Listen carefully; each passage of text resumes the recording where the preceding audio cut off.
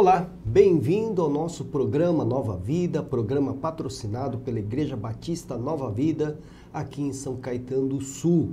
Eu sou o pastor Kenji e hoje, mais uma vez, acompanhado aqui do nosso parceiro de ministério, colega de ministério, pastor Silvio de Oliveira. Tudo bem, pastor? Tudo bem, sempre juntos, para a glória do Senhor, né? Deus abençoe mais um programa.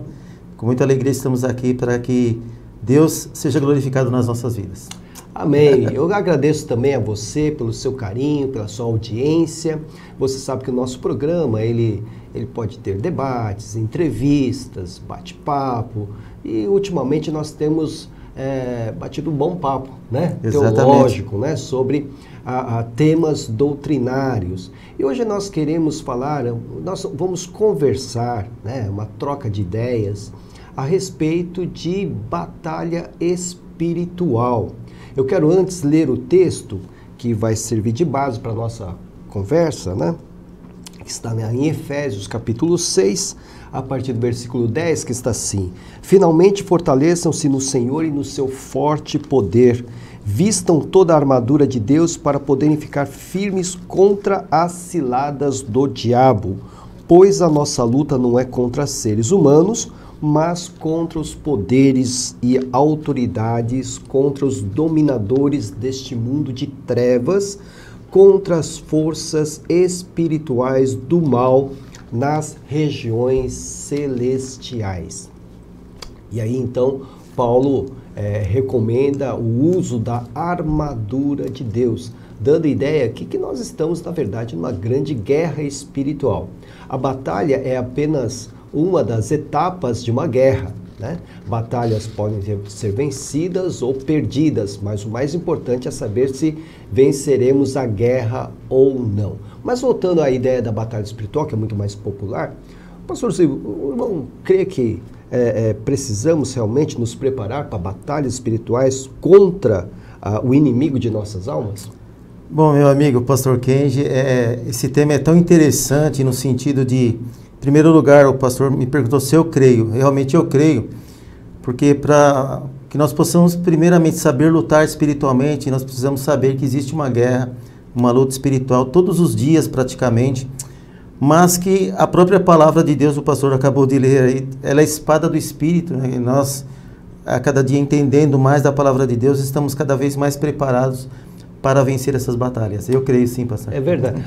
Como é uma batalha, quando a gente pensa em batalha, pastor, a gente pensa assim, no campo mesmo, né? Onde estão, hoje em dia, né? Hoje usa armas, fuzis, granadas, mas na época de Paulo era espada, lança, escudo, etc. E tal. Quando a gente fala em batalha espiritual, a gente fica imaginando que tipo de arma nós podemos nos utilizar. O irmão já citou aí um pouco além, né?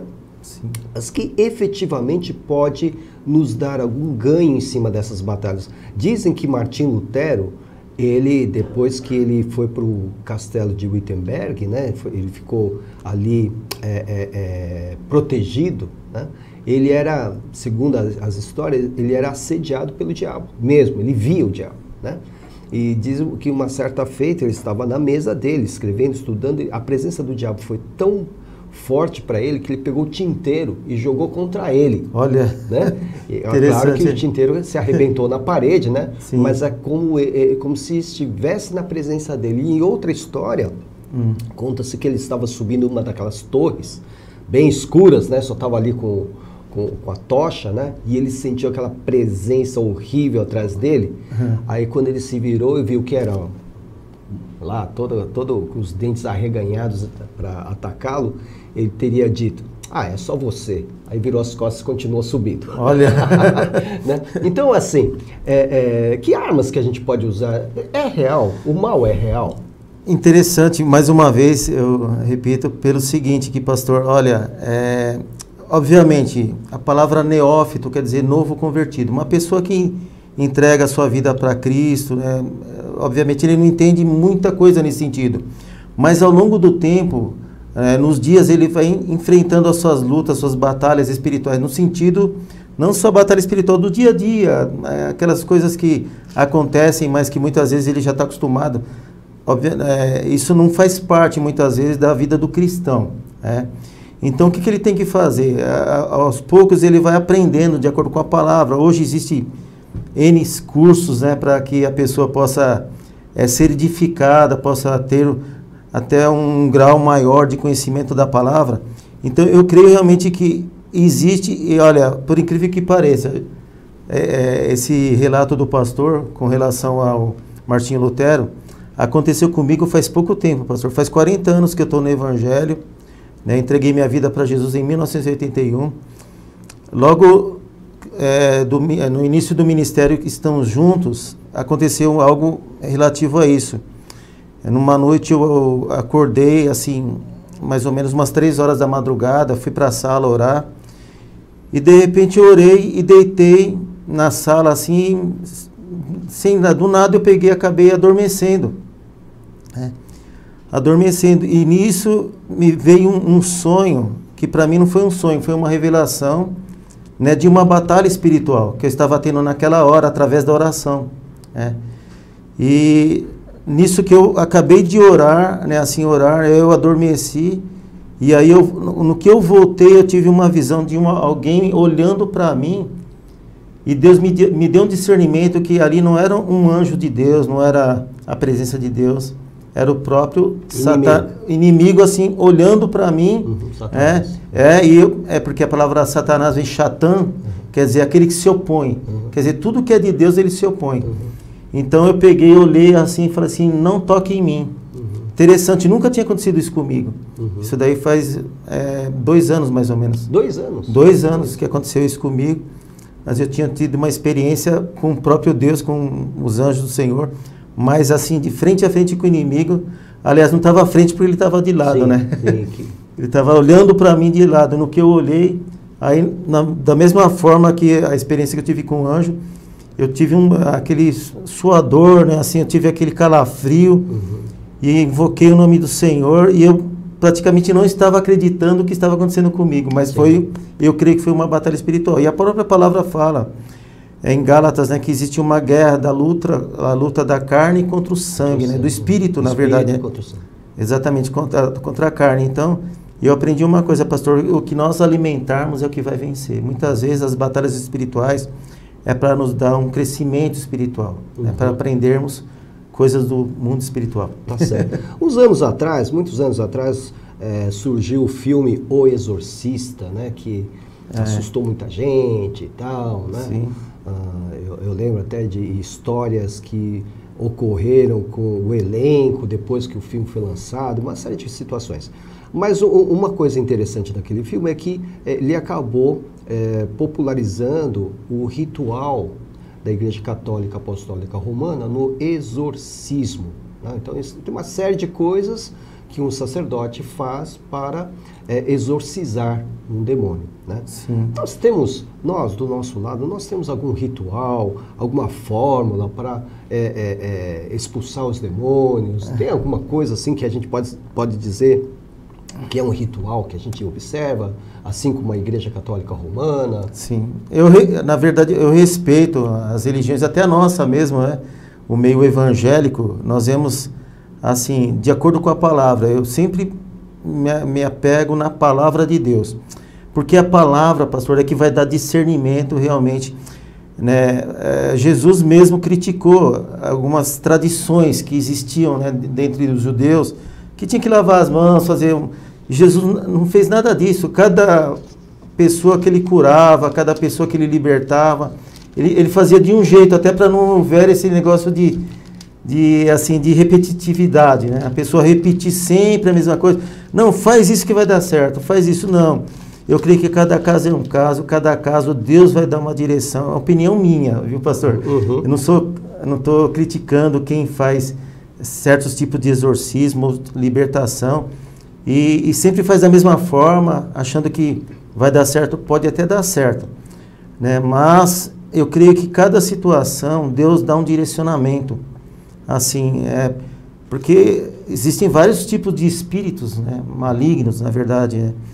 Então, precisa se buscar a Deus um discernimento, uma direção, para que até nós possamos chamar o espírito maligno pelo nome, porque todos eles têm nome, Nós sabemos, todas as religiões sabem que os espíritos malignos têm nome. Então, para que, assim como Jesus perguntava para o cego, o que você quer?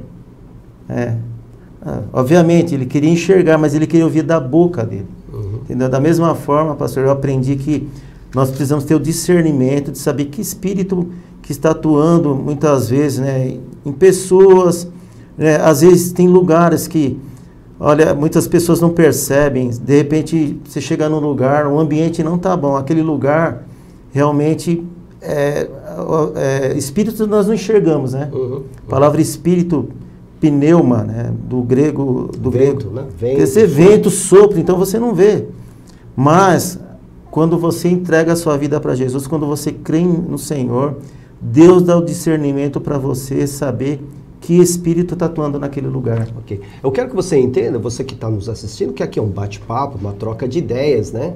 A gente não está ensinando doutrina aqui, a gente está trocando ideias. Exatamente. Né? Mas, pastor, mesmo que o irmão considere a diversidade aí de cada um lidar com essa situação, a gente sabe que temos que usar o nome de Jesus, invocar o nome de Jesus, né?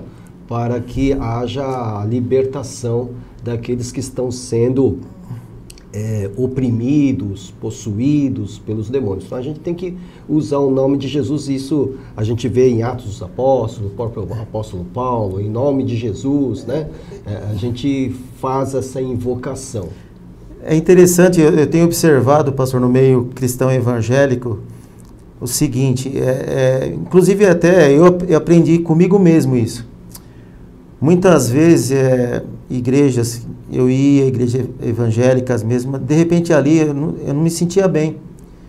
E eu via que a questão não era o ambiente, a igreja, era eu mesmo. Então, por quê? Porque eu sentia um ataque espiritual e eu repreendia aquele espírito que estava tentando, sabe, me deixar injuriado, me deixar triste, magoado. E eu repreendia de mim mesmo. Então, muitas vezes eu vejo uma confusão assim no meio, até no meio cristão, não estou criticando, assim, mas é assim, muitas vezes nós estamos falando com Deus e de repente, ao mesmo tempo que estamos falando com Deus, estamos falando com o diabo. Então, é necessário haver essa separação. Discernimento. Discernimento. Quando você está falando com Deus, você fala com Deus. Aí, né, acabou de falar com Deus, por isso que é em nome de Jesus, né? Em nome de Jesus. Por isso que há muita discussão a respeito disso, se a gente tem que travar diálogo com o diabo ou não, né? Há muita discussão. Tem. A tradição, não é confirmado isso, mas dizem que o rei Salomão foi o maior exorcista de toda a história. Que ele conhecia os nomes de todos os demônios e através, então, de um anel que ele usava, ele conseguia descobrir o nome do demônio que estava ali e através disso ele expulsava o demônio, ou tinha domínio sobre ele. E essa ideia veio, né, que seria necessário você conhecer o nome do demônio que está em determinada pessoa para então você ter o domínio sobre essa pessoa. Mas ocorre que a gente não encontra esse tipo de procedimento, e como o pastor mesmo colocou, Jesus evitava repetir as coisas, mas apenas em uma única vez Jesus pede o nome do demônio, que é o caso da legião. Exatamente. Né? Mas em outros casos isso não ocorre. Né? E nem mesmo Paulo, quando está lidando com aquela moça escrava que adivinhava as coisas, exatamente, ele também só repreende e acaba com o lucro lá dos comerciantes. Né? Mas a outra pergunta, quem deve dizer eu repreendo? Eu repreendo em nome de Jesus, eu te repreendo em nome de Jesus, ou nós temos uma outra expressão? Quando a gente abre lá em Judas, versículo 9, né, está assim: contudo, nem mesmo o arcanjo Miguel, quando estava disputando com o diabo acerca do corpo de Moisés, arcanjo Miguel, ousou fazer acusação injuriosa contra ele Satanás, né? Mas disse, o Senhor o repreenda. Né? Curioso. É curioso e é interessante, é importante. Tem coisas que com o tempo... O próprio apóstolo Paulo, quando ele escreve a carta aos Romanos, ele diz assim, pastor, que nós não devemos querer saber mais do que é necessário. Eu creio que Deus, esse tipo de ensinamento, ele vai dando com o tempo. Né? Quem entra no primário, né, que hoje nem existe, no ensino fundamental, ele não vai receber ensinamento de uma faculdade. É tudo com o tempo. Então, Tem acontecido isso, tem que ter muita sabedoria. O pastor falou de Salomão porque ele pediu sabedoria para Deus, né? Ele pediu sabedoria até para poder entender essas coisas. Essa informação dos nomes aí a gente não tem comprovado. Não tem, mas olha a diferença fazendo uma analogia sobre Salomão e Acabe, a diferença. Né? Salomão, ele tinha o discernimento, porque ele pediu sabedoria para Deus. Acabe não, Acabe ele chamava os conselheiros, que não eram de Deus. Ele mesmo era mau, né? Exatamente, por isso que ele não pediu sabedoria para Deus, porque Deus dá sabedoria, não dá malandragem, né? Agora, essa questão do diálogo com o espírito que está possuindo a determinada pessoa, um outro grande perigo que alguns estudiosos trazem é que se você ficar dialogando com o diabo é o pai da mentira. Então, muita coisa ele pode estar colocando ali como se fosse verdade, mas na verdade é uma mentira e vamos dizer, o libertador, né, o obreiro, ele pode ser enganado. Pastor, uma opinião minha também, eu não sou muito a favor, eu respeito, eu não sou muito a favor desse negócio de diálogo com o inimigo. De dar microfone para ele? Não, ficar perguntando o nome. Jesus, na verdade, ele perguntou, mas ele não ficou dialogando, né? Sabe, porque dá margem, muitas vezes você fica dando margem, e outra, quantas pessoas estão em volta não estão entendendo aquilo? E uma coisa eu aprendi também, Jesus, ele também ensina que assim, olha, muitos vão dizer naquele dia, Senhor, em teu nome nós expulsamos demônios, em teu nome nós fizemos maravilhas, né? Em teu nome, muitos... Só que quando ele fala em teu nome, só que ele fala em nome de Jesus, mas colocou eu na frente, esse é o perigo, né? Assim, não, aí é o exemplo de Miguel. De Miguel. O Senhor te repreenda. O Senhor te repreenda. Então, é muito cuidado. Agora, para que o Senhor, quando Miguel diz o Senhor, é porque ele faz parte do reino de Deus, né? Ele faz parte, então ele pode dizer que o Senhor... Agora, quem não conhece, não tem intimidade, né? Não tem conhecimento de Deus, né? Da existência de Deus, né? Aí como que vai dizer o Senhor te repreenda? Entendeu? Então tudo isso vai através do tempo, conhecimento, então... tem que estudar. Tem que estudar. É uma coisa que eu preciso fazer bastante, o pastor tem me cobrado, mas tudo isso vai através de estudos. Graças a Deus, nesse tempo que estou no ministério, não só pastoral, antes mesmo, que eu atuei em vários departamentos na igreja, grupo de jovens, tudo. Eu fiz vários cursos, fiz curso de transcultural para missões, fiz curso de libertação também, sim. Libertação, porque a gente precisa entender o que está fazendo, né, pastor? Não é chegar a fazer, o outro fez, eu quero fazer. Aconteceu isso na Bíblia, Simão, que ele era considerado como um feiticeiro, era muito respeitado, tá no livro de Atos, né, no capítulo 8 ali. Ele via Pedro impondo as mãos e as pessoas sendo abençoadas. Ele falou, não, eu quero esse poder aí. Simão, mago, né? Simão, ele era um mago, entendeu? Então ele queria aquele poder ali, mas Pedro falou, não, esse poder aí... Então, falando em poder, eu lembro que uns anos atrás, muitos anos na verdade, né, surgiu um livro que foi um best-seller no Brasil, sim, que é Este Mundo Tenebroso, do Frank Peretti, da editora Vida. Acho que inclusive ainda está sendo publicado. E nesse livro fala-se sobre batalhas angelicais. Sim. Anjo contra anjo. Nós vimos aqui Judas, né? Arcanjo Miguel contra Satanás, né? E a gente vê lá em Daniel capítulo 10, quando Daniel está orando, o Senhor já manda Gabriel levar a resposta para Daniel. Mas aí no versículo de número 13, né, diz assim, mas o príncipe do reino da Pérsia, Gabriel que está dizendo isso, me resistiu durante 21 dias. Então quer dizer, Gabriel estava indo na direção de Daniel, Gabriel é um anjo, está indo na direção de Daniel, esse príncipe da Pérsia o impede 21 dias, não pode ser um ser humano, porque Gabriel é um anjo. Sim, né? sim. Aí ele diz, então Miguel, um dos príncipes supremos, então tem mais de um arcanjo, né? Sim. Um dos príncipes supremos, veio em minha ajuda, pois eu fui impedido de continuar ali com os reis da Pérsia. Olha. O irmão acha que temos realmente essas batalhas ocorrendo hoje, ainda hoje, no campo invisível, no mundo, numa dimensão invisível que nós não conseguimos enxergar? Assim, anjos versus demônios? Eu creio sim, pastor, porque até pelo seguinte, até hoje se fala de salvação, obviamente, né, enquanto Jesus não voltar, ou seja, né, até eu ouvi uma frase assim, que Jesus ele não está voltando, né, porque se falar que ele está voltando, ele está no caminho ainda, né, então ele não está no caminho, ele é o próprio caminho, ele é o caminho, a verdade e a vida. Então, hoje ainda nós podemos falar de salvação, mas para que haja salvação, existe essa batalha espiritual, essa guerra que nós vemos muito. O pastor falou, né, na carta aos Efésios, aqui no capítulo 2, fala assim que, olha,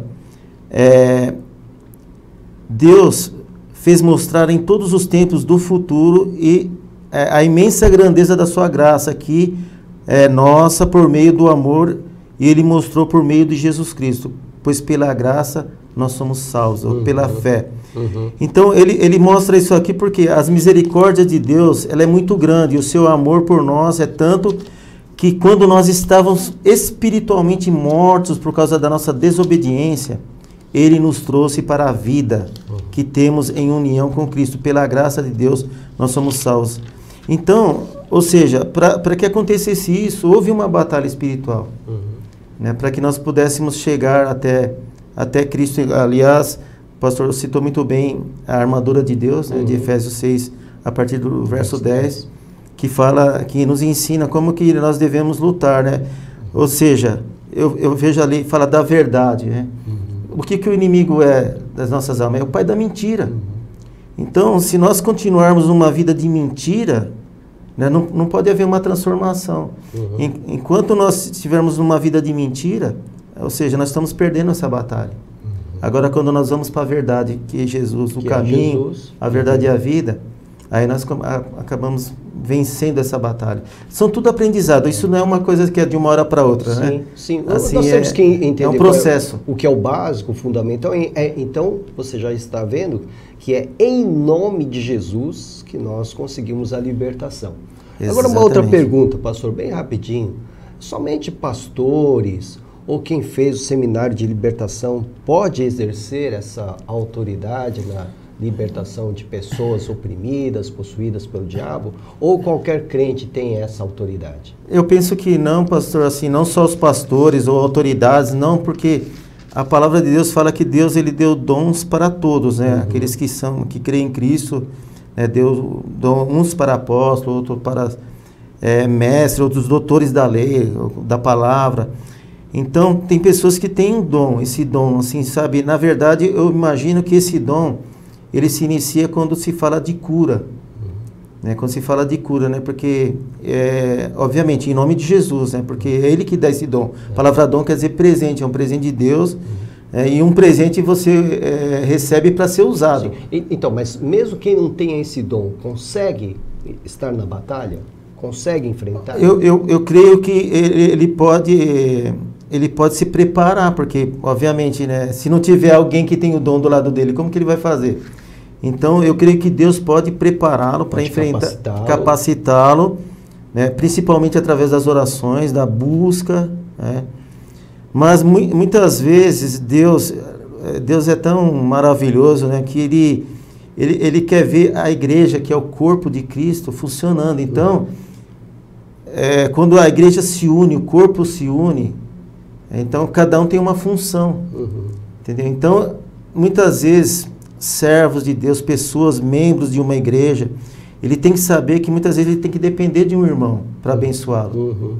É um corpo, né? É o corpo, então... Membros do mesmo corpo. Membros do mesmo corpo. Então, se ele não tem esse dom, conversa com alguém, fala assim, está acontecendo isso comigo, tá? Não, então nós vamos orar nesse sentido. Mas se ele estiver sozinho na hora, não tiver ninguém do lado, ele, debaixo da autoridade de Jesus, ele pode ser usado por Deus, com certeza. Nós temos uma fé, né, que vem desde a Reforma a respeito do sacerdócio universal, né? Por conta do que Pedro escreveu na sua primeira carta. Ele diz: vocês, porém, são geração eleita, sacerdócio real, nação santa, povo exclusivo de Deus, para anunciar as grandezas daqueles que o chamou das trevas para a sua maravilhosa luz. Então, para nós, na Reforma, né, nós cremos que todo crente tem essa autoridade, porque todos nós somos sacerdotes de Deus, né? É uma questão de posicionamento, né, pastor? Sim. De nós nos posicionarmos, não é isso? É uma posição e é uma identidade do cristão, né? Do cristão saber qual a posição dele no corpo de Cristo, né? Qual é a posição dele no reino de Deus. No reino de Deus não são todos a mesma coisa, são iguais, não.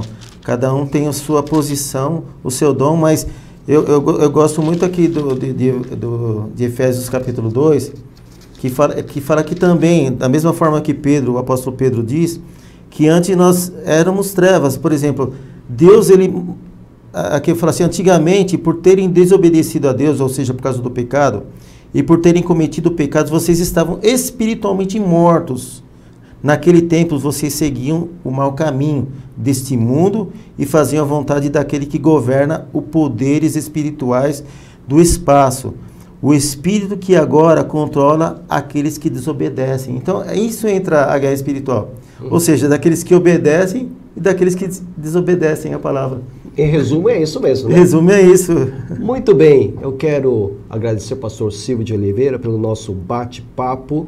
Foi um bate-papo bem rápido, né? E nós trocamos ideias aqui a respeito desse fenômeno que nós chamamos de batalha espiritual. Espero que você tenha aproveitado. Quero agradecer a sua audiência, quero agradecer ao pastor Silvio de Oliveira por sua companhia constante, né? Pastor, tem sido muito bom esses programas, porque nós mesmos temos nos especializado em certos assuntos que estavam até um pouco estagnados, estavam até um pouco parados, e agora estão voltando, né, nesses dias importantes, nós temos esse conhecimento. Agradecemos a audiência de todos. Amém. Muito obrigado e espero que você nos assista no nosso próximo programa também. Deus abençoe e até mais.